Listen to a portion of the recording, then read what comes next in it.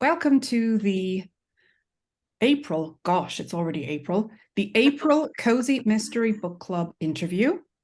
My name is Zara Keane. I'm here today with Shéa MacLeod, who is this month's author of the month. And I'll give a quick intro to Shéa. She is the author of urban fantasy, paranormal romances, contemporary romances, paranormal women's fiction, and cozy mysteries. And I know in the cozies, you also have various genres. Yes. After 6 years living in London, England, a dearth of good donuts has driven her back to her hometown of Portland, Oregon. So, hey, Shéa, how are you doing Hi. today? I am doing very well, thanks.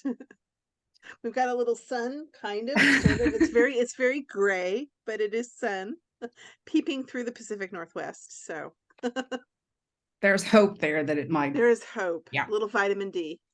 excellent. So, the book that you've offered readers this month for the book club is from your Sugar Martin series. It's book one from Sugar Yes. Martin. Mm-hmm. It's called A Death in Devon. Mm-hmm. And it's set in the 1940s. And Yeah. I love the idea of the setting, particularly because you chose to set it post World War II. So it's not in the Yeah. middle of the war, it's Right. fairly shortly after. Mm-hmm. Um, what drew you to that setting? Well, I mean, first of all, as you said in my bio, I lived in England. I love England. I love Devon, which is one of the places that Agatha Christie lived. And um, I actually bought the covers in a pre-made sale because they just spoke to me, and I just fell in love with them.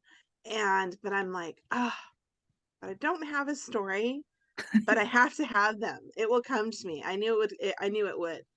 And I recalled, I had an elderly neighbor when I lived in London who knew I was American and loved to tell me these stories of her meeting American soldiers during World War II. Okay. And like how she'd go on dates with them, and they'd give them like stockings and chocolate bars and and she was a delight. But I knew I didn't want to place the setting during the war Mhm. because there's a lot of things going on historically, and I wanted it a lighter, brighter sort of a thing. And so I don't know, it just kind of came to me, this idea of of course the time period was inspired by the clothes that she's wearing on Yes. the cover.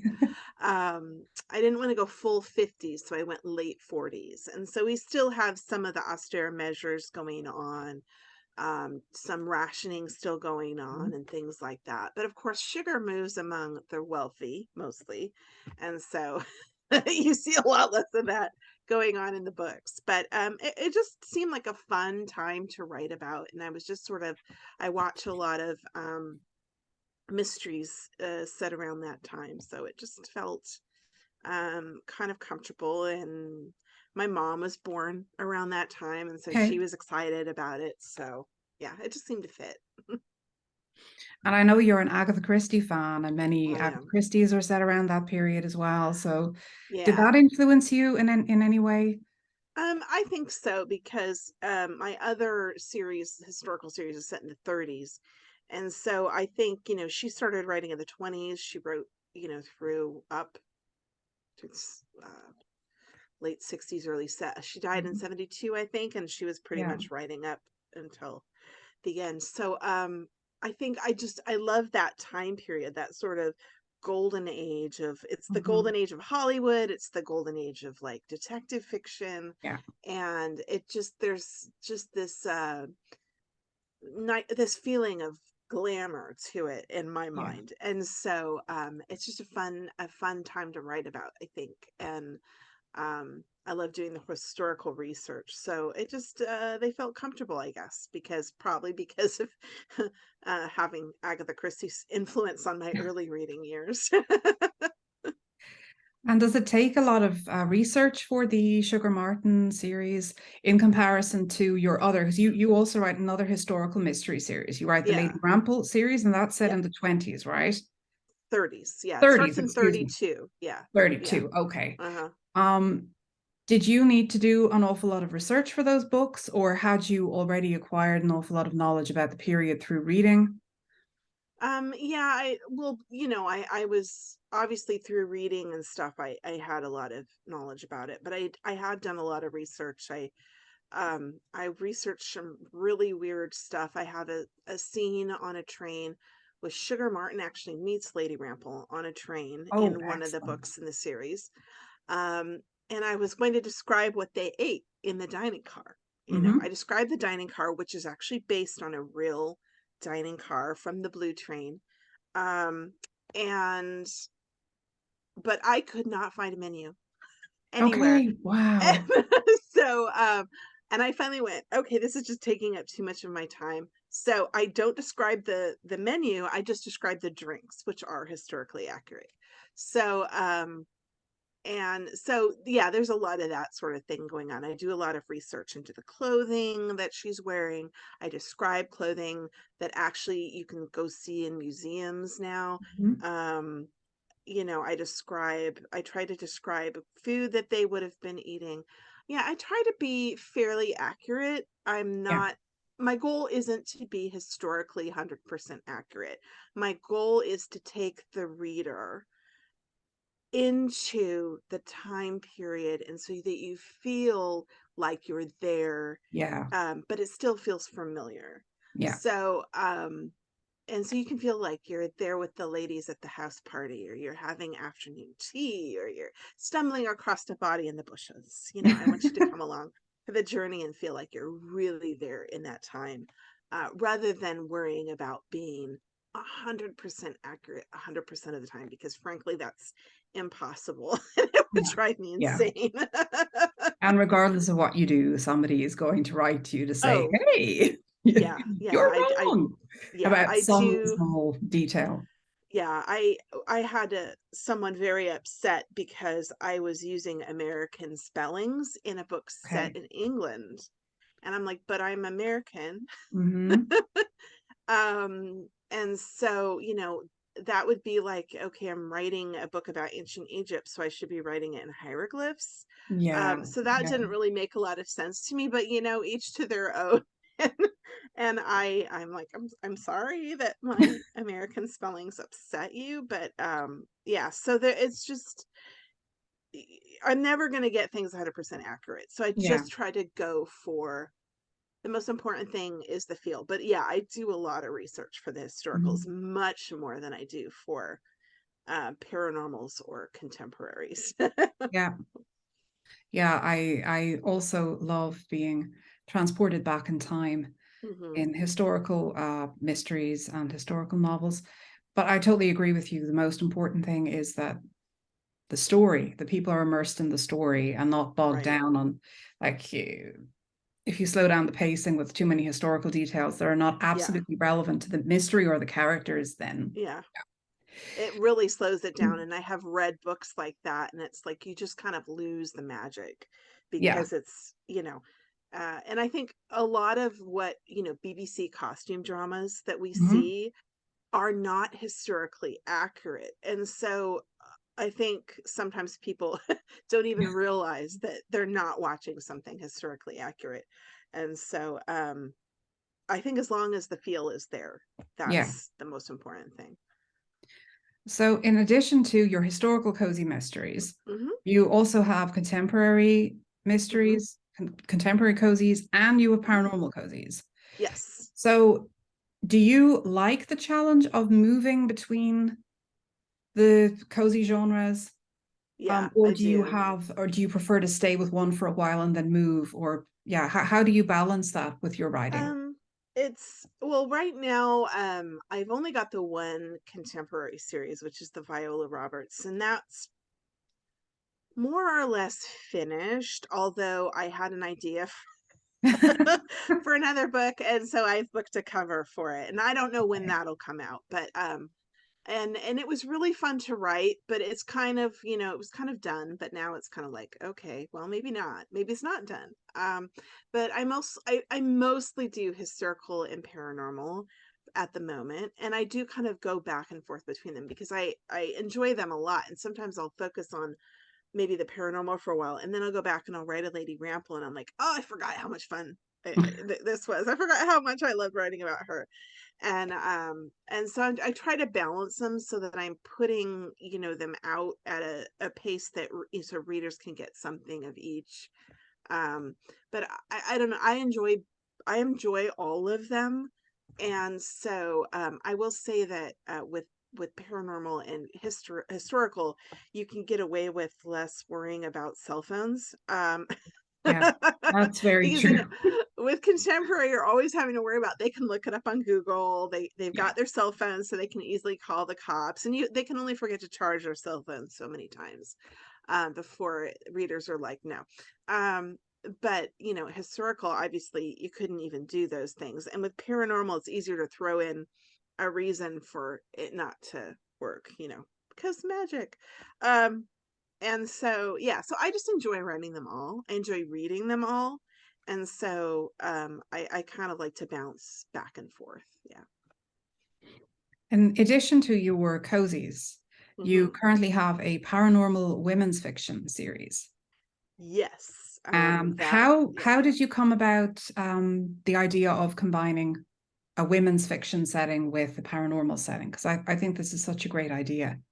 Well, there was actually a group of authors who, I mean, they kind of wanted to, the idea that the chosen one that you see a lot in like urban fantasy or paranormal stuff or whatever, rather than being like a young person, like a teenager or 20 something, what if it was a middle-aged woman who's, you know, going through menopause or has an empty nest, and all of a sudden she has these magical powers and like, and I loved that concept, and I've always liked writing and reading about women closer to my own age. Yeah. Um, and I had wanted to do a witch series. A series had been bubbling away in my brain, and suddenly it was like, well, actually, there is a market, people wanting to read about women who are in their 40s, their 50s, and their 60s, and so on, who are interested in reading a midlife character, um, and who like paranormal. So, because the wisdom was that they don't want to read about middle-aged women; they only want to read about young women. Well, that's not true. Um, absolutely not true. So I'd already kind of been, you know, this has kind of been percolating in my brain for a while when I heard about this, and I thought, well, that actually fits with what I'm doing. And so actually this series also crosses over. It is a cozy mystery series as well, because Hmm. if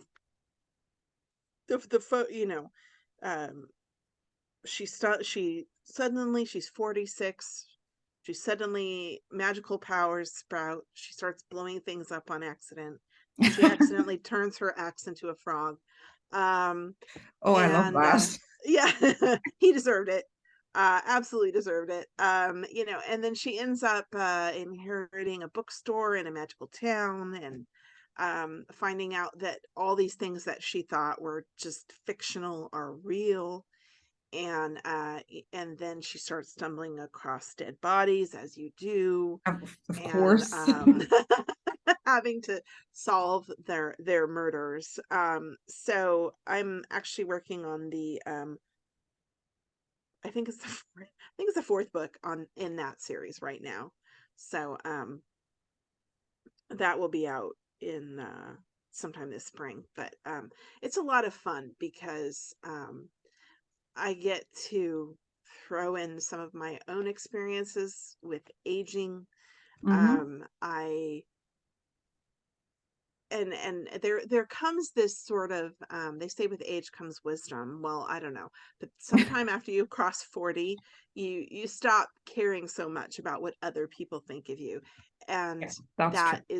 that is really fun to write about. This just she's out of forks, and Hmm. she just is trying to learn how to deal with this new ability, and trying to make a life for herself in this new place, and it's just a lot of fun to write about. I really enjoy it. So there's a little bit of a fish out of water element as Yes. well. I Yeah. love those stories. I Me absolutely too. adore that It's trope. one of my favorite. That is like absolutely one of my favorite tropes, whether it's a Hallmark movie or Mhm. whatever. The fish out of water is absolutely one of my favorites. Yeah. Yeah. So you and I have often traded recommendations for TV Mm, series, cozy mystery mm. TV series. Yes, we have. Uh-huh. Yes. What what series would you recommend at the moment, or people, basically people who like your books? Mm, Can you think of yeah. some cozy TV series that they might enjoy? Well, right now, Sister Boniface. The second I season has love that just come out. series. Yes, Yes. right. For those who don't know, it's a spinoff of Father Brown. It's set in the 60s in an English village, and she's a nun Mm-hmm. who has like a scientific background, and so she kind of serves as the sort of the CSI nun Yes. style, but it's super fun, and Mhm. the cop is very handsome, and Yes. Yeah. so it's just a delightful series. I'm also watching it's called Beyond Paradise. Oh. It's the spin-off of Death in Paradise, and it Oh. follows Humphrey. He and his fiance move back to England. They moved to a Hmm? little seaside town in England, and he is the detective now there in this seaside town. They still have a local constabulary Okay. in this town. It's modern, so because he's a cop, it's technically not cozy, but it's close enough. It definitely has the cozy vibes, and it's been really Yeah. fun because I always liked his character. It was fun. And I also just finished watching Poker Face, which Oh. is not cozy. Mm-hmm. I just gonna say it definitely has that sort of cozy feel because it's written by the same guy who did Knives Out. Mm-hmm. And so it's got that sort of vintage vibe feel, even though it's modern. It's got sort of the Columbo feel because he was really sort of inspired by that.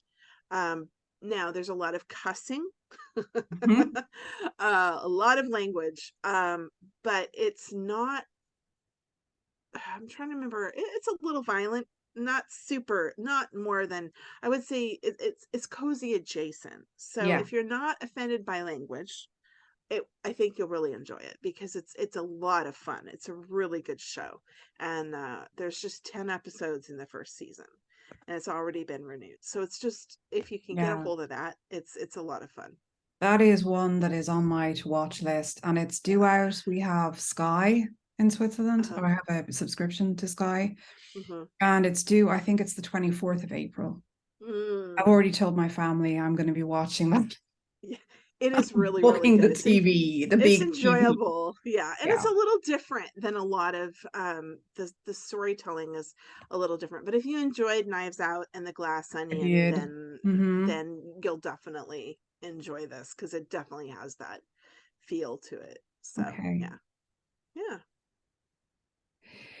So you mentioned that the book that you're currently working on is part of Mm, your paranormal, mhm, paranormal women's fiction, mhm. cozy mystery crossover. Yeah. Do you have a release date for that, or is it an Um approximation? It's going to be sometime this spring. yeah, it's just going to be sometime this spring. I have another project I'm finishing up. And so I'm hoping by the end of May, but it may be June before Awesome. it's ready. It'll be That's done just when how it's done, basically. it'll be. Yeah, it's kind of one of those projects that it'll be done when it's done. So if Hmm. you're on my mailing list, which you should be if you've signed up for the Cozy Mystery book club, then you'll be notified when it's out. Yeah. And where can readers find you apart from the Cozy Mystery Book Club? Where's the best way for them Well, to find out about you and your books? they can hop over to my website, which is ShéaMacLeod.com, or find me on Facebook at Shéa MacLeod. I think it's my page is like Shéa MacLeod Paranormal Women's Fiction and Cozy Mysteries or something like that. Well, I'll put the link in the show notes for Sounds good. this. Yeah. Awesome. Well, thank you so much for being with us here today, Thank you. and for your fabulous offering for the book club this month. Yes. Yeah, so it's been really great talking to you, and I hope you have a great day. And thank you, everybody who has been listening and watching. And don't forget to sign up for the book club if you haven't already. Hmm.